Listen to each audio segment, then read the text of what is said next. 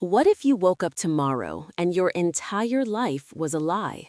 In the picture-perfect town of Fairview, that's not a question, it's a terrifying reality. Residents are haunted by memories of events that never happened. Cherished objects from impossible vacations suddenly appear in their homes. But this isn't just a case of mass delusion. There's a dark secret buried deep in the town's past, a secret someone tried to literally tear from the pages of history. We uncovered the truth, and what we found will change everything you think you know about small-town America. The whispers are real, and the truth is more shocking than you can ever imagine. If you love stories that dig into the darkness hiding in plain sight, make sure you subscribe to the channel because you are not going to want to miss this. Elias Vance always said you could feel the history in Fairview's cobblestone streets. As the town's unofficial historian and a freelance journalist for the local paper, he had a unique appreciation for its preserved, almost Rockwellian charm. That's why the lamppost on the corner of Main and Elm stopped him dead in his tracks. It was ornate, wrought iron with a fluted glass lantern, looking like it had been plucked from a Dickens novel. It was also brand new. Or rather, it wasn't. It was weathered, with a patina of age that suggested it had stood there for a century. The problem was, Elias had walked this corner yesterday and the day before, and every day for the 30 years he'd lived here. That corner had been empty, occupied only by a mundane street sign. He circled the post, running a hand over the cool, textured metal. It felt real, permanent. He pulled out his phone and snapped a few pictures, a knot of unease tightening in his stomach. He walked into the Daily Grind, the town's central coffee shop and gossip hub. Brenda, the owner, was wiping down the counter. "Morning, Elias, the usual?" He nodded, his eyes still fixed on the window, on the impossible lamppost. "Brenda," he started, trying to sound casual, "when did the town install that new light on the corner? I didn't hear anything about a beautification project." Brenda followed his gaze, a placid smile on her face. "New? Elias, that old thing has been there since I was a girl. My grandfather used to say it was the first electric light in Fairview." The coffee mug she was holding nearly slipped from his fingers. He stared at her, searching for any sign of a joke, a prank. He found only genuine, untroubled certainty. "No," he said, his voice a little shaky. "That's not right. That corner was empty. I have photos." He fumbled with his phone, scrolling through his gallery to a picture he'd taken just last week of the summer parade. He zoomed in on the corner of Main and Elm, and there it was. The lamppost stood sentinel in the background, casting a long shadow in the afternoon sun, looking as if it had always been a part of the landscape. His heart hammered against his ribs. The photo on his phone had changed. It wasn't just Brenda's memory that was wrong, it was his own documented proof. He felt a wave of vertigo, as if the solid ground beneath his feet had just turned to quicksand. He paid for his coffee, his hands trembling slightly, and left the shop without another word. The lamppost seemed to mock him, its glass eye glinting in the morning light. Something was fundamentally broken in Fairview. He could feel it in his bones, a dissonant hum beneath the surface of the town's placid harmony. This wasn't a case of faulty memory or a simple misunderstanding. This was an intrusion, an alteration. And as he stood there, a man unmoored from his own certainty, he had the terrifying realization that he might be the only one who noticed. The history he cherished, the very fabric of the town he loved, was being rewritten, and the ink was still wet.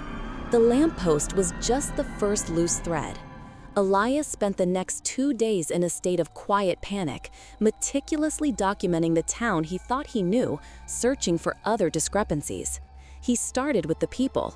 He paid a visit to Eleanor Gable, an elderly woman known for her prize-winning roses and even more prized gossip. Last year, a sudden frost had decimated her beloved garden, a tragedy she had lamented for months. Yet, as Elias approached her perfectly manicured lawn, he saw the very same bushes, now laden with impossible crimson blooms, their fragrance heavy in the summer air. "Eleanor," he began, gesturing toward the garden, "your roses, they're beautiful. I thought the frost took them." She looked at him, her brow furrowed with confusion. "The frost? Oh, heavens no, dear. We had a close call, but they pulled through just fine. Stronger than ever, see?" She snipped a perfect rose and handed it to him, her smile never wavering. Her memory, like Brenda's, was seamless, unscarred by the reality he remembered. The thorn of the rose pricked his thumb, a small, sharp sting of proof that this illusion was tangible. Later, he interviewed Chloe, a high school student, for a story about youth volunteer programs. On her bedroom shelf, nestled between textbooks and photos of her friends, sat a miniature, glittering Eiffel Tower. "I didn't know you'd been to Paris, Chloe," Elias remarked. She lit up. "Oh, it was amazing. We went last spring break. The food, the museums, I'll never forget it." But Elias knew for a fact that Chloe's family hadn't left the state in 5 years. He'd interviewed her father about their struggling hardware business just a few months prior. "Do you have any pictures from the trip?" he asked, his reporter's instincts on high alert. "Of course," she said, pulling a scrapbook from under her bed. Page after page showed Chloe and her family beaming in front of Perusian landmarks. The photos looked authentic, filled with genuine joy. But in one picture, near the edge of the frame, Elias saw it. A flicker, a slight digital artifact, like a poorly rendered image that hadn't quite loaded correctly. A smudge in reality. Chloe didn't seem to notice. To her, the memories were real, the souvenirs were proof, the scrapbook a cherished keepsake. For Elias, it was evidence of a grand, terrifying forgery. He was collecting these glitches, these impossible artifacts, a resurrected rose, a fabricated vacation, an anachronistic lamppost. Each one was a whisper of the truth, a hint that Fairview was a stage, and some unseen director was changing the set, rewriting the script, and editing the memories of the cast. And the most chilling part was that the actors didn't even know they were in a play. Convinced he wasn't going insane, Elias retreated to the one place he believed held immutable truth, the Fairview Public Library. The building itself was a relic, a Carnegie library built from local stone, smelling of aging paper and floor wax. At its heart lay the town's most prized possession, a single leather-bound volume titled The Comprehensive History of Fairview, compiled by the town's founder, Jedediah Fairview himself. It was the original source, the text from which all other local histories were drawn. Elias knew it intimately. He'd spent countless hours poring over its brittle, ink-filled pages. He greeted the head librarian, Miss Albright, a woman who seemed as ancient and stern as the card catalog she presided over. "Just doing some cross-referencing, Evelyn," he said, forcing a smile. She gave him a curt nod, her eyes, magnified by thick spectacles, tracking him as he went to the display case where the book was kept under glass. He unlocked it with the key reserved for serious researchers and carefully carried the heavy tome to a secluded reading table. He felt a sense of reverence, but also a new gnawing dread. What if the corruption had reached even here? He opened the book, the spine creaking in protest. He turned past the chapters on early settlement and the town's incorporation. He was looking for the section on the founding families and the original town charter, specifically the 1880s, a period of strange prosperity following a devastating fire that was only briefly mentioned. He remembered the section vividly. It had always struck him as oddly sparse. When he reached the chapter, his blood ran cold. A dozen pages, right from the heart of the town's foundational period, were gone. They hadn't been merely torn out, they had been excised with surgical precision, leaving only a thin, jagged stubble along the binding. It was a deliberate, meticulous act of historical butchery. He ran his finger along the ragged edge. Who would do this, and why? He brought the book to the main desk, his voice louder than he intended. "Evelyn, the pages, they're missing from the history." Miss Albright adjusted her glasses and peered down at the book, her expression unreadable. "Vandals, I suppose," she said, her tone dismissive. "It happens, a shame, but irreversible." "Vandals?" Elias scoffed. "This was done with a razor. This was careful. This section detailed the town's recovery after the fire of '88. It's a crucial part of our history." Her gaze hardened. It's a block of missing paper, Mr. Vance. Perhaps you're letting your journalistic sensibilities get the better of you. It was probably just some teenagers. But her eyes betrayed her. For a split second, Elias saw not indifference, but fear. It was a flicker, as quick and unnatural as the artifact in Chloe's photograph, but it was there. She knew something. She was part of the silence. He left the library with no answers, only a more profound and terrifying question. It wasn't just that the town's present was being altered, its past was being actively, deliberately erased. And the gatekeeper of that past was hiding the truth behind a wall of stern denial. Armed with a litany of inconsistencies and the physical proof of a mutilated history book, Elias called an emergency meeting with Mayor Thompson and the town council. He felt a sliver of hope. These were rational people, leaders elected to serve the town's best interests. Surely they would see the danger. He stood before them in the stuffy, wood-paneled meeting room, laying out his findings with the precision of a seasoned reporter. He spoke of the lamppost, presenting his before photos, which now inexplicably showed the lamppost already there. He recounted his conversations with Brenda and Mrs. Gable, their memories so flawlessly altered.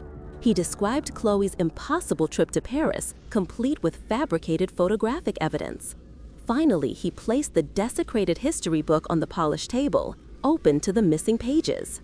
Something, or someone, he concluded, his voice ringing with urgency, is manipulating our reality. It's erasing our history and implanting false memories. This is not a prank, it's a silent invasion. When he finished, the room was silent. Mayor Thompson, a portly man with a politician's practiced smile, took off his glasses and rubbed his eyes. "Elias," he said, his voice laced with a weary paternalism, "you've been working too hard. That lamppost has been on Main Street for as long as I can remember. My wife and I took a picture there on our anniversary." Councilwoman Davis chimed in. "And I had coffee with Chloe's mother just this morning. She was telling me all about their wonderful trip to France. You must be mistaken." One by one, they dismantled his evidence with their own placid certainty. They didn't just disagree with him, they looked at him with a mixture of pity and concern, as if he were a sick relative spinning delusions. It was the most profound form of gaslighting imaginable. They weren't lying to him, they genuinely believed the altered reality. Their minds had accepted the updates, patched over the inconsistencies, and now presented a seamless, coherent world in which Elias was the only broken thing. "But the book," he insisted, his voice cracking with desperation, "the pages are gone." Mayor Thompson sighed. "It's unfortunate vandalism, Elias. We'll look into it. But to leap from that to a grand conspiracy? Perhaps you need a vacation." He felt the walls of the room closing in. They weren't just dismissing him, they were subtly pathologizing him.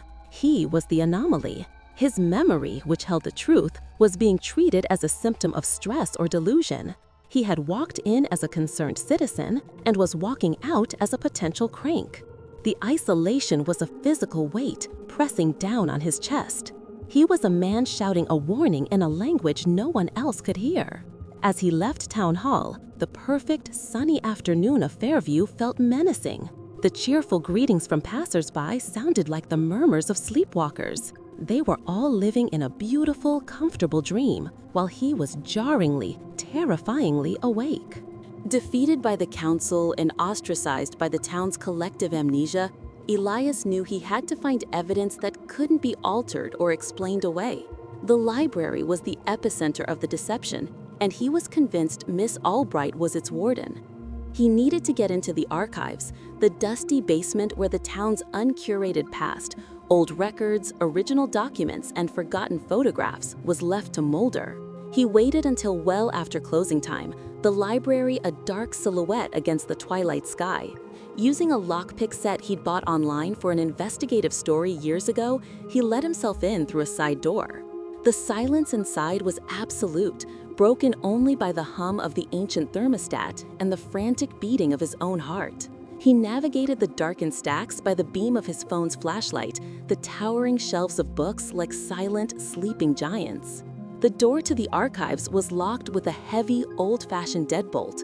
It took him 10 tense minutes, his hands slick with sweat, before he heard the satisfying click of the tumblers falling into place. The air that hit him as he opened the door was thick with the scent of dust, mildew, and decaying paper. It was the smell of unfiltered truth. The archives were a chaotic maze of filing cabinets, stacked boxes, and forgotten furniture. He began his search, pulling out heavy ledgers and boxes of brittle documents. He was looking for anything from the late 1880s, anything that might reference the fire and the town's subsequent miraculous recovery. As he worked, a chilling sensation crept over him. The feeling of being watched was so palpable it made the hairs on his arms stand up. He would whip his flashlight beam into the dark corners of the basement, revealing only shifting shadows and towers of forgotten history. Yet the feeling persisted, a cold, intelligent presence lurking just at the edge of his perception. He found a crate labeled Town Picnics and Gatherings, 1900 to 1930. Inside were dozens of sepia-toned photographs. He sifted through them, seeing the faces of Fairview residents from a century ago, frozen in time. Then he saw it, a panoramic photo from the 1924 Founders Day picnic. It was a wide shot of nearly the entire town gathered in the Central Park. At first, nothing seemed amiss, but as he scanned the crowd, his eyes were drawn to the tree line at the far edge of the park. Standing partially behind a large oak tree was a figure. It was tall and unnaturally thin, and its form seemed to warp the very light and shadow around it. It wasn't a person in a costume. It looked like a smudge, a distortion in the fabric of the photograph itself, a humanoid shape made of pure shadow. His blood froze. It had no discernible features, yet he felt an undeniable sense of malevolence from the image. It was a predator, observing its herd. He quickly snapped a photo of the picture with his phone, his hands shaking so badly the first few attempts were blurry. This was different. This wasn't a memory or a physical object that could be rewritten. This was a captured moment, a ghost in the machine. And it was proof that something truly inhuman had been watching Fairview for a very, very long time. Elias fled the archives. The image of the shadow figure burned into his mind. He spent a sleepless night in his study, the unsettling photograph on his computer screen, a tangible piece of the nightmare. He couldn't fight this thing one anomaly at a time. He needed to find the pattern. He pinned a large map of Fairview to a corkboard and began to mark every change he had confirmed. The lamppost on Main Street, Mrs. Gable's resurrected roses, the brand new yet somehow century-old stone fountain that had appeared in the town square overnight, a new wing on the high school dedicated to a benefactor named Silas Blackwood, a name that appeared nowhere in any legitimate town record, a bronze statue of a stern-faced founder he'd never seen before, now standing proudly in front of Town Hall. As he placed the pins on the map, a disturbing logic began to emerge. The changes weren't random acts of cosmic vandalism. They were improvements. The lamppost added a touch of historic charm. The fountain was beautiful. The new school wing contained a state-of-the-art science lab. The town wasn't just being altered, it was being curated, polished, and perfected. Every ugly truth, every inconvenience, every tragedy was being systematically scrubbed away and replaced with something better. The old leaky roof at the community center? He checked the town budget records from 6 months ago, which detailed a contentious debate over repair costs. When he checked the records again today, the debate was gone. The records now stated the roof had been replaced a decade ago, thanks to a generous anonymous donation. The entity wasn't just changing the present, it was retroactively fixing the past to create a more idyllic now. His theory solidified into a chilling hypothesis. Something was feeding on Fairview. It wasn't consuming people, but their reality. It ingested their collective history with all its messy, painful imperfections and excreted a sanitized, more pleasant version. The false memories were the scar tissue, the mental patch-up job to make the alterations seamless.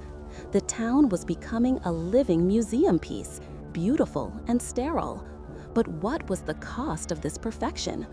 What tragedies had been erased? What sorrows had been stolen from them? Elias felt a profound sense of violation. A life without struggle or sorrow was a life without depth, without true joy. Fairview was losing its soul, one improvement at a time. The entity in the photograph wasn't a monster in the traditional sense. It was a gardener, meticulously pruning its patch of reality. But Elias knew that even the most beautiful gardens could hide poisonous roots, and he was determined to dig them up no matter what it cost. With the photograph of the shadow entity and his map of alterations, Elias knew he had to confront the one person he believed held the key, Evelyn Albright. He didn't sneak in this time. He walked into the library during her lunch hour when the building was quiet and strode directly to her office in the back. He closed the door behind him, the click echoing in the small book-lined room. He placed his laptop on her desk and turned it to face her, the 1924 photograph displayed in stark relief. "I know you're part of this, Evelyn," he said, his voice low and steady.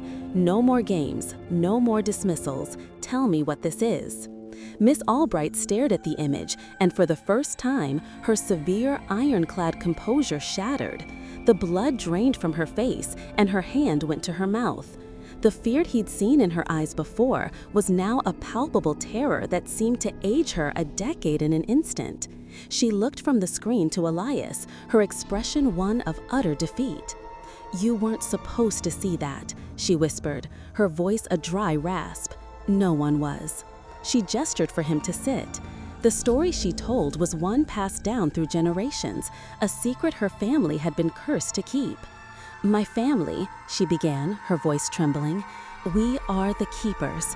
We have been since the town was founded. We don't just manage the library, we manage the town's agreement." She explained that after the Great Fire of 1888 nearly wiped Fairview off the map, the desperate town founders, led by Jedediah Fairview, performed a ritual. They summoned an ancient, powerful entity, a being that existed outside of linear time. They made a pact. In exchange for the town's prosperity and protection from tragedy, the entity would be allowed to reside there, to act as its silent curator. "It doesn't feed on people," she confirmed, echoing Elias's own thoughts. "It feeds on history, on reality itself. It prunes away the unpleasantries, a devastating flood, a fatal illness, a terrible accident. It plucks them from the timeline as if they never happened. It stitches the wound with a new, better reality." The missing pages from the history book, she confessed, described the ritual and the exact terms of the pact. She hadn't removed them out of malice, but out of a desperate attempt to protect the town.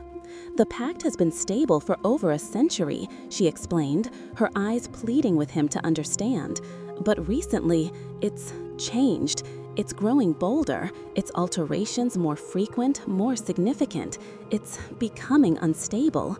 I removed the pages, hoping that if the original agreement was forgotten, perhaps the entity would become dormant. I was wrong. It only made it hungrier." Elias stared at her, the entire history of his town recontextualizing in his mind. The quiet, stern librarian was the secret guardian of a terrifying cosmic truth.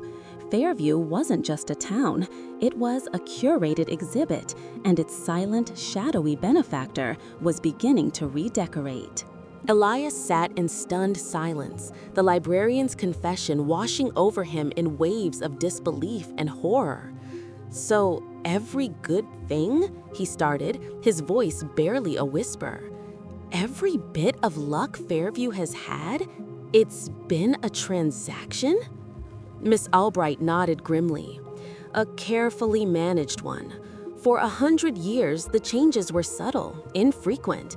The entity would smooth over a bad harvest, prevent a business from failing, ensure a winter wasn't too harsh. The price was small, the memory of a struggle, the existence of a hardship, but the price is getting steeper."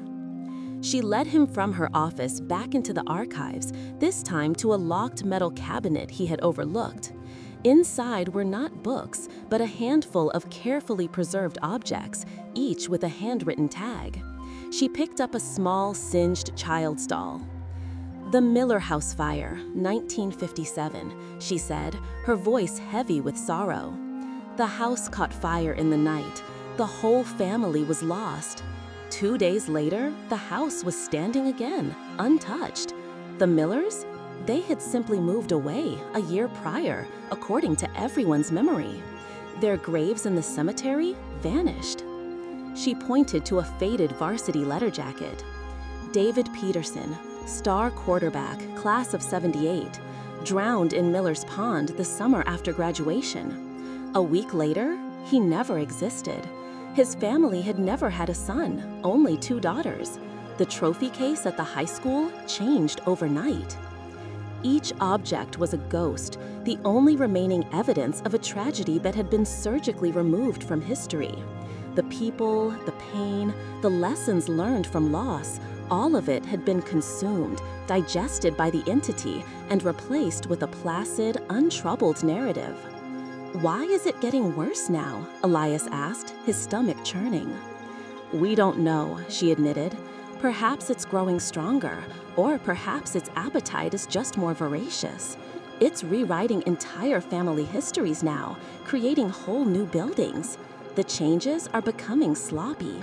The artifacts, the glitches you've noticed, those are seams.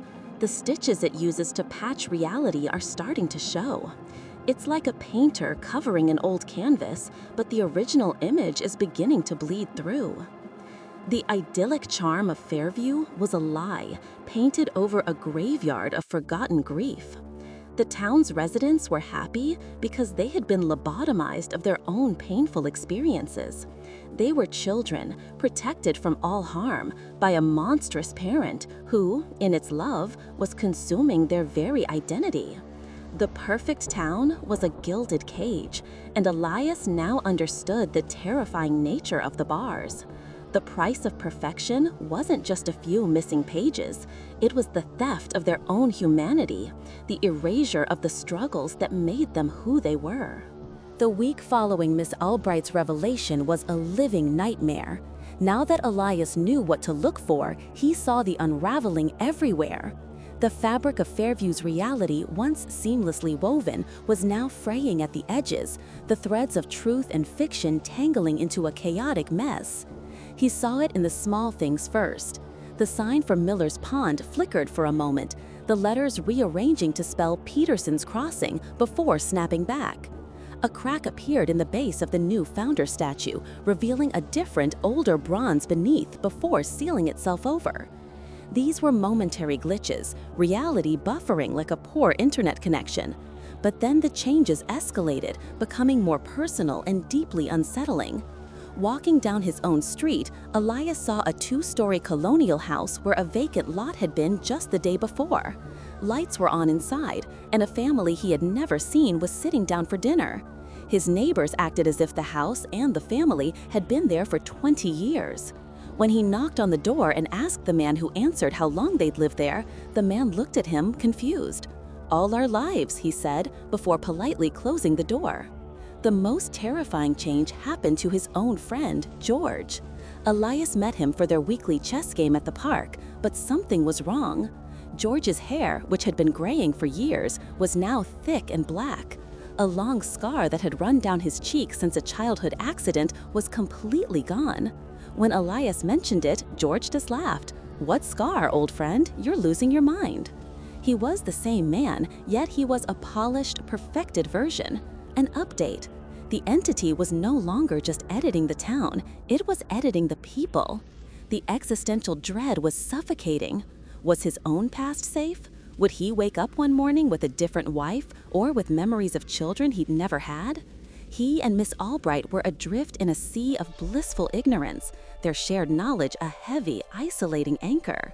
The townspeople, meanwhile, seemed happier than ever. The local economy was booming thanks to a new, state-of-the-art factory that had apparently existed for 50 years. The high school football team was undefeated, led by a star quarterback who had transferred there last week, but whom everyone remembered as a lifelong resident. Fairview was thriving. It was perfect. And it was a horror show. The entity was no longer a subtle gardener. It had brought in bulldozers. It was reshaping their world on a massive, terrifying scale, and the sheer power behind it was unimaginable. The beautiful lie was becoming all-encompassing, and the truth that only Elias and Miss Albright held was beginning to feel less like a weapon and more like a fragile, flickering candle in a hurricane. "It's going to consume us all," Elias said, pacing the floor of the library archives. The air was thick with the scent of old paper and impending doom. "It won't stop until the town is a perfect, featureless snow globe, and we're all just smiling dolls inside." Miss Albright looked tired, the weight of her ancestral duty pressing down on her. She sat at a small wooden table, the carefully preserved, excised pages from the history book laid out before her. They were filled with the cramped, frantic handwriting of Jedediah Fairview. "There is a way to stop it," she said quietly, her voice barely audible over the hum of the library's ventilation. "Or, at least, a way to fight it. The pact has a failsafe, a nullification clause." She explained that the town's founders, for all their desperation, were not fools. They had built a back door into the agreement. The entity's power was rooted in the town's collective acceptance of its alterations. It thrived on their ignorance, on the seamless narrative it created. But if the original truth, the unedited history, was reintroduced into the collective consciousness, the foundation of the entity's power would crack. "If we restore the memory of the tragedies it has erased," she explained, sliding the brittle pages across the table, "we sever the pact. We force the town to acknowledge the lie. The entity cannot maintain its curated reality if the populace remembers the original canvas." Elias picked up one of the pages.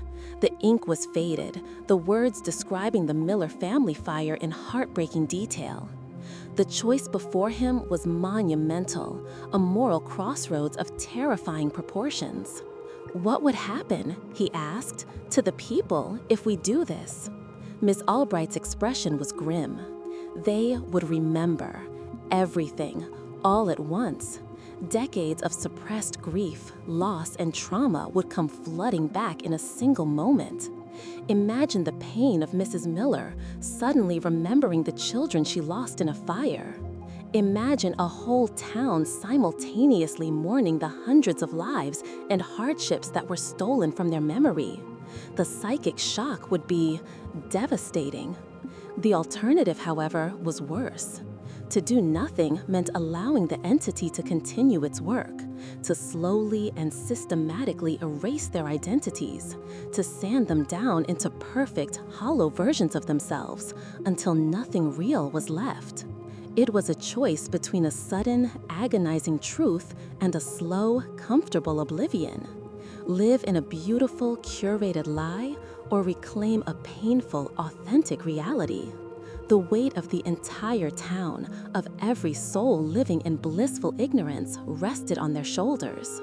Elias looked from the fragile pages to the determined, terrified face of Evelyn Albright. The keeper had guarded the lock for a century. It was up to him to decide whether to turn the key. "We have to do it," Elias said, his voice firm with a resolve that surprised even himself. "A painful truth is better than a beautiful lie. A life without scars is a life without history."